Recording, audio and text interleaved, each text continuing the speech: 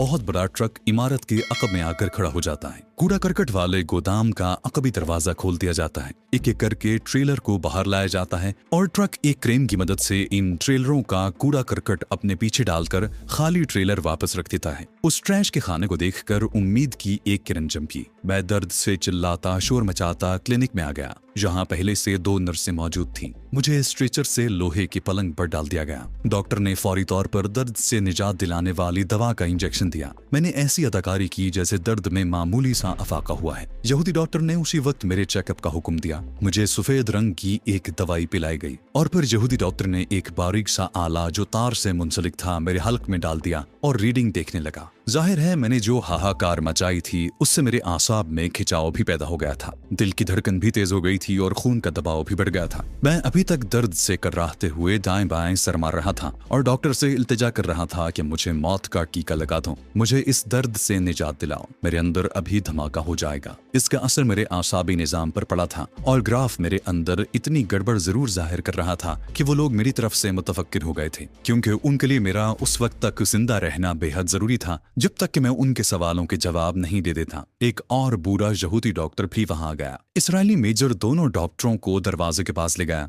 तीनों आहिस्ता आहिस्ता चंद सेकंड तक बातें करते रहे। मैं समझ गया कि वो इस अहम नुक्ते पर गौर कर रहे हैं कि मेरे अंदर जो धमाका खेज मवाद मौजूद है कहीं उसके तबलज वक्त फटने का इम्कान तो नहीं है। इसका खतरा मुझे भी पैदा हुआ था कि मैंने इतनी उछल कूद मचाई है, कहीं मेरे अंदर का धमाका खेज मवाद ही न फट जाए। इसीलिए मैं अब किसी हद तक पुरसुकून हो गया था। वैसे भी मेरा जहन अब तेजी से उस ट्रैश ड्रॉप के बारे में सोचने लगा था। अगर किसी तरह मैं कमरे से निकलकर राहदारी वाले ट्रैश ड्रॉप तक पहुंच जाऊं तो मेरे वहां से फरार होने के काफी इम्कानात थे। मुझे कुछ वक्त मिल गया था। मुझे यकीन था कि कम से कम आज की रात ये लोग मुझे उस क्लिनिक में ही रखेंगे। मेरे लिए इतना वक्त भी बहुत था, लेकिन अभी वसूख से नहीं कहा जा सकता था कि मैं क्लिनिक में ही रात गुजार दूं। चुनाचे मैंने दोबारा थोड़ी थोड़ी देर बाद कराहना शुरू कर दिया और ऐसा जाहिर किया कि मैं वक्फे वक्फे से बेसुध हो जाता। एक बार मैंने हल्की सी चीख मारी और बज़ाहिर बेहोश हो गया। फौरन किसी ने मेरी कलाई हाथ में लेकर नब्ज देखी, फिर मेरे सीने पर स्टेथोस्कोप लगाया, मेरी एक आंख का पपोटा ऊपर उठाया, मैंने डेला ऊपर चढ़ा लिया। यहूदी डॉक्टर की आवाज आई, मेरा ख्याल है इसे कुछ देर इसी जगह इंतहाई निगहदाश्त में रखा जाए, मैं आकर इसे चेक करता रहूंगा। अब इस्राएली मेजर की आवाज आई, मैं गार्ड तैनात कर रहा हूँ डॉक्टर,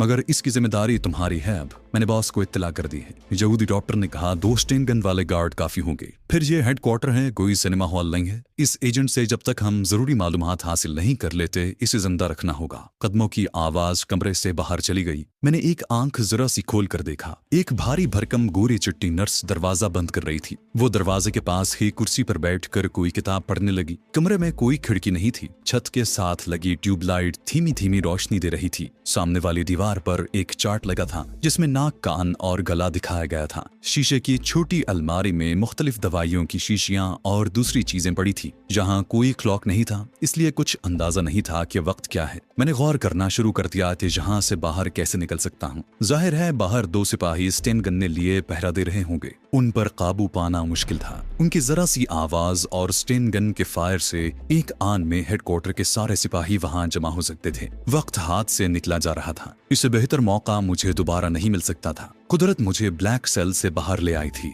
अब जहां से निकलना मेरा काम और मेरी जिम्मेदारी थी। अगर मैं ऐसा नहीं करता तो फिर एक अलमनाक और इबरतनाक मौत मेरा मुकद्दर थी। जहां मेरा कमांडो एक्शन ही मेरी मदद कर सकता था। अगरचे कमांडो एक्शन की कामयाबी के सिर्फ 10% चांसेस ही थे, ताहम मुझे उस 10% इम्कान को 100% में तब्दील करना था। इसके लिए मौत के मुंह में छलांगे लगाने की जरूरत थी। अंजाम से बेखबर होकर एक्शन के समंदर में कूद पड़ने की जरूरत थी। चुनाचे मैंने ऐसा ही किया। जब मुझे क्लिनिक के लोहे के पलंग पर पड़े पड़े कोई पौन घंटा गुजर गया तो मैंने आहिस्ता से कराहते हुए आंखें खोल दी और इब्रानी जुबान में पानी मांगा। मैंने एक आंख से देखा कि मोटी नर्स किताब एक तरफ रख कर उठी। शीशे के टम्बलर में से उसने कागज के ग्लास में पानी डाला और मेरी तरफ बढ़ी। मेरे पट्टे फड़कने लगे, रगों में बिजलियां सी कौंध गईं। मैं ये बर्दाश्त ही नहीं कर सकता था कि उस मोटी नर्स के हल्क से जरा सी भी आवाज निकले। जो ही मोटी नर्स पानी का कागजी ग्लास लेकर मेरी तरफ झुकी, मैंने उछलकर उसकी गर्दन के गिर्द अपने फौलादी पंजे का शिकंजा कस दिया। कमबख्त यहूदी की गर्दन मेरे अंदाजे से ज्यादा मोटी थी, मगर वो नरम भी थी, जिसकी वजह से मेरी उंगलियां बहुत जल्द उसके नरम गोश्त में अंदर तक धस गई। नर्स चकरा कर मेरे बिस्तर पर गिरी। मैंने गर्दन को 1 सेकंड की 1000वें हिस्से के लिए भी न छूला। मेरा कमालो शिकंजा उसकी मौत को करीब से करीब तरला रहा था। उसका मुंह खुला था, आंखें फटी हुई थीं और डेले सफेद पड़ रहे थे। उसे बेहोश करके छोड़ने का खतरा मैं किसी हालत में भी मोल नहीं ले सकता था। वो होश में भी आ सकती थी। जब उसके दिल की धड़कन बंद हो गई तो मैंने उसे अपने बिस्तर पर लिटा दिया, ऊपर सफेद चादर डालकर मुंह सर ढांप दिया और तेजी से बंद दरवाजे की एक तरफ लगकर खड़ा हो गया। मैंने पट के साथ कान लगा दिए। बाहर से कोई आवाज नहीं आ रही थी, लेकिन मैं जानता था कि बाहर 2 यहूदी सिपाही स्टैन करने लिए पहरे दे रहे हैं। मैं पहले उनमें से एक को अंदर बुलाना चाहता था। दोनों का बैक वक्त आना मेरे लिए मुश्किल पैदा कर सकता था, लेकिन मैं इस चैलेंज के लिए भी बिल्कुल तैयार था। मैंने वाकई सर धड़ की बाजी लगा दी थी। मैंने मेज पर से नर्स की किताब उठाई और आहिस्ता से शीशे की अलमारी की तरफ उछाल दी। किताब शीशे की अलमारी से टकराकर फर्श पर गिरी तो आवाज पैदा हुई। ठक ठक करते फौजी बूट दरवाजे की तरफ बढ़े। मेरे बाजुओं के पट्टे फौलाद बन गए। दरवाजे का पट खुला और पहले स्टेन गन की नाल और फिर इस्राएली फौजी सिपाही अंदर दाखिल हुआ। मैंने बिजली की तेजी से दायां बाजू भरपूर शिद्दत के साथ उसकी गर्दन पर मारा।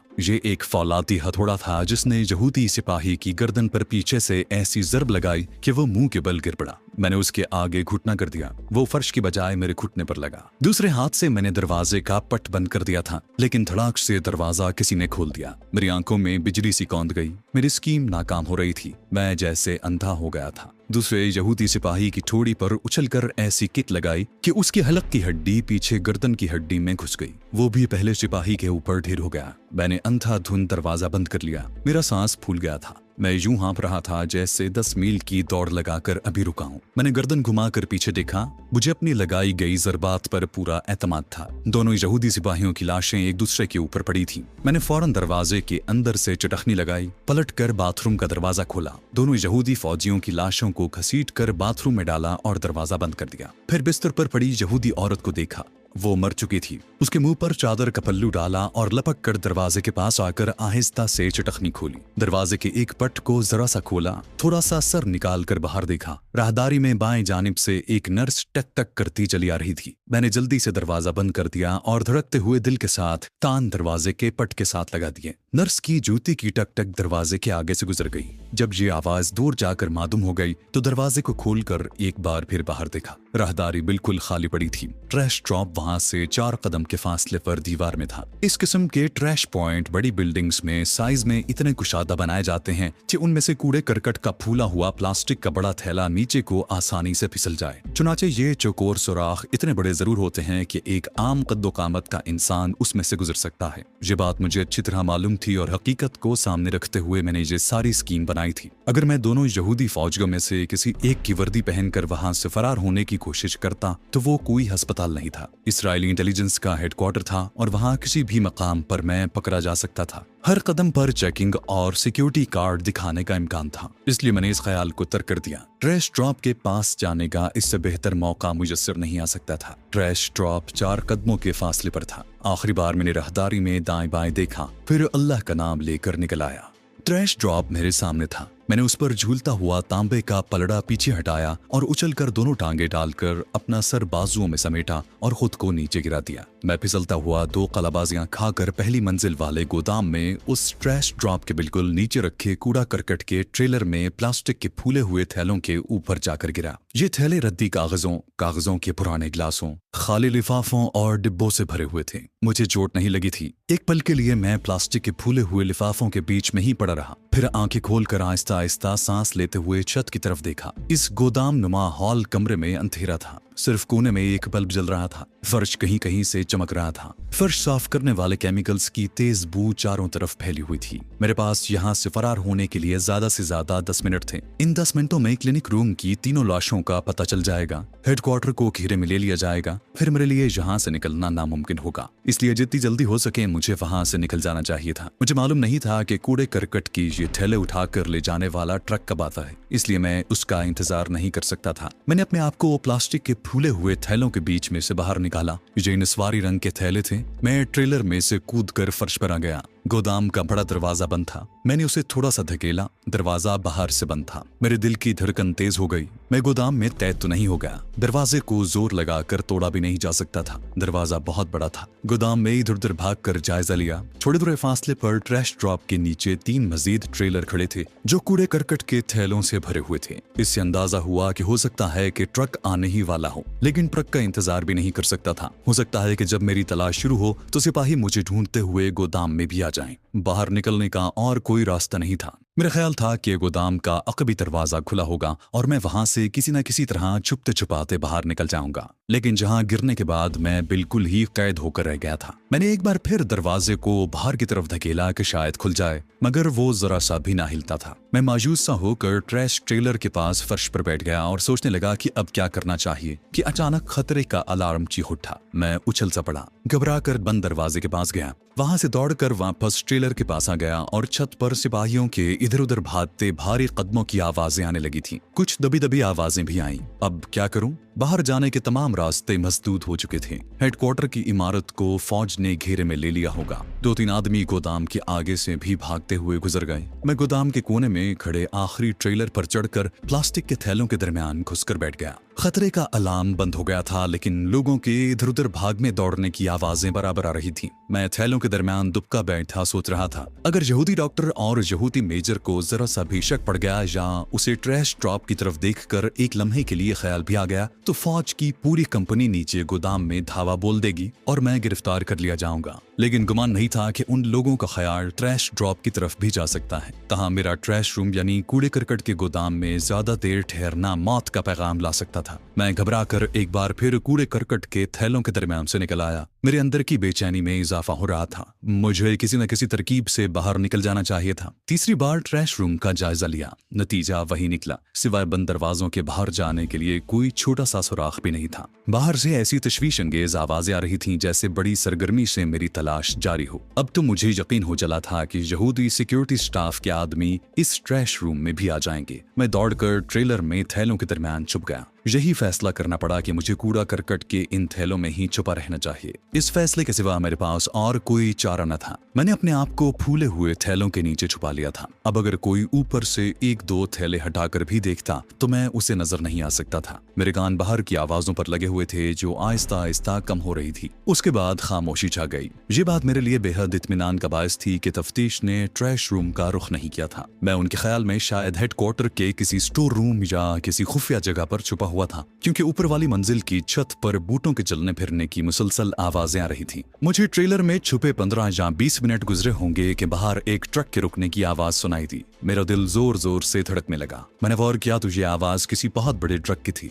कहीं ट्रैश उठाने वाला देव पैकर ट्रक तो नहीं आ गया। ये मेरे लिए बहुत बड़ी खुशखबरी थी। फिर ट्रैश रूम के बड़े दरवाजे के खुलने की चरचराहट सुनाई दी। मैं थैलों के और नीचे हो गया। 2 आदमी बातें करते अंदर दाखिल हुए। वो ट्रक ड्राइवर को कोस रहे थे कि हमेशा बेवक्त ट्रैश उठाने आ जाता है। मैंने खुदा का शुक्र अदा किया कि ये फौजी नहीं थे। पहले वो एक ट्रेलर धकेलते हुए ट्रैश रूम से बाहर ले गए, फिर दूसरा और उसके बाद मेरे ट्रेलर की बारी आई। मैंने अपने आप को थैलों के नीचे समेट कर इकट्ठा कर लिया था। ट्रेलर आहिस्ता आहिस्ता बाहर जा रहा था। ट्रैश रूम से बाहर रोशनी की एक धीमी सी झलक नजर आई। मैं सांस भी आहिस्ता ले रहा था, जानता था कि अब क्या होगा। मैंने कई बार ट्रैश वाले ट्रकों को कूड़ा करकट उठाकर ले जाते देखा था। ये बहुत बड़ा ट्रक होता है और उसके सामने की जानिब एक पंजे वाली क्रेन लगी होती है। ये आहनी पंजा मशीन की मदद से ट्रेलर को अपने शिकंजे में जकड़कर ऊपर उठाता है और फिर आहिस्ता आहिस्ता ट्रक के अकब में लाकर उसका सारा कूड़ा करकट उलट देता है। ट्रक की मशीन स्टार्ट हो गई थी। पहले एक ट्रेलर को वापस लाकर जमीन पर रख दिया गया। उसके बाद बड़े ट्रेलर की बारी आई।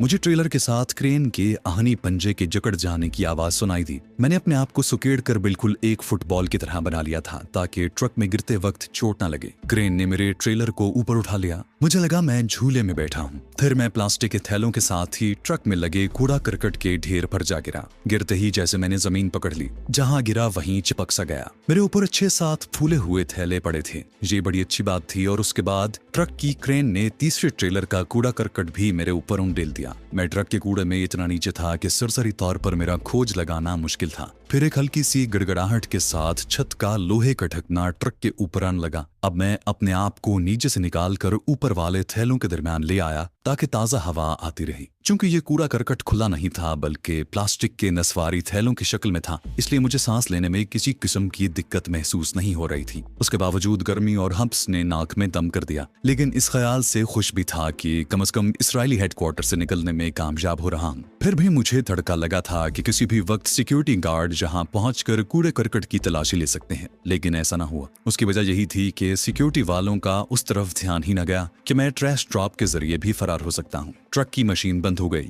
फिर उसका इंजन स्टार्ट हुआ, थोड़ा सा पीछे गया, घूमा और आहिस्ता आहिस्ता चल पड़ा।